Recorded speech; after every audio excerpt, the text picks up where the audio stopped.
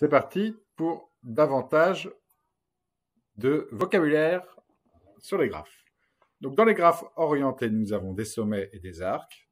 Quand on se base sur un sommet en particulier, le sommet C, on peut avoir par exemple des arcs entrants et des arcs sortants.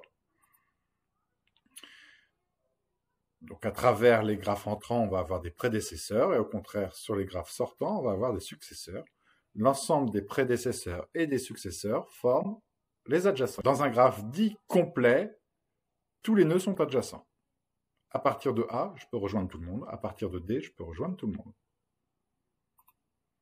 Dans un graphe complet orienté, ici, tous les arcs possibles existent une fois.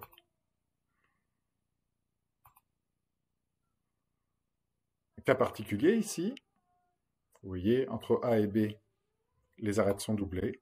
Il s'agit ici d'un graphe non orienté, non simple.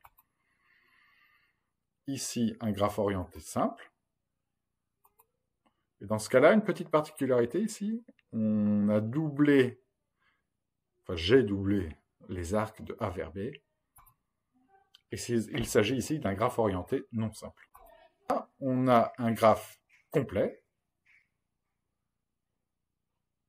À partir de n'importe quel nœud, on peut rejoindre l'ensemble des autres nœuds. Et il est d'ordre 4. Dans un graphe connexe, on peut relier tous les nœuds par une chaîne.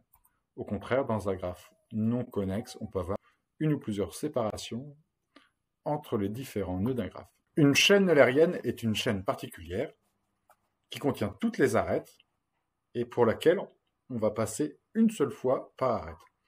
Qu'est-ce que ça signifie? Si les nœuds sont des villes, on passe par toutes les routes qui relient l'ensemble des villes. Ça n'empêche pas qu'on puisse passer deux fois par le même nœud. B, A, C, D, on revient en B, E, et on revient en D.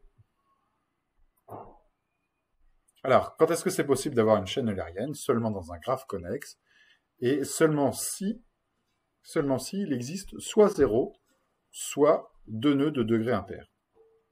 Une particularité dans le cas où il y a deux nœuds de degré impair, ce sont forcément les extrémités de la chaîne. Ici, on remarque que B et D sont de degré 3, les autres sont de degré pair. Donc, forcément, on va soit partir de B, soit partir de D. Alors, un cycle eulérien, c'est une chaîne eulérienne particulière, en fait, où il se trouve que le nœud de départ, c'est aussi celui d'arrivée. C'est ça le cycle. À chaque fois qu'on a des cycles, on part de A et on finit par revenir en A.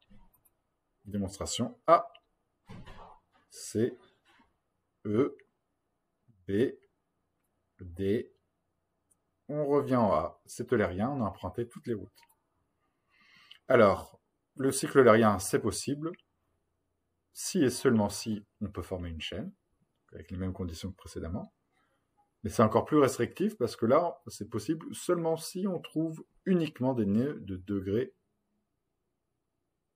pair.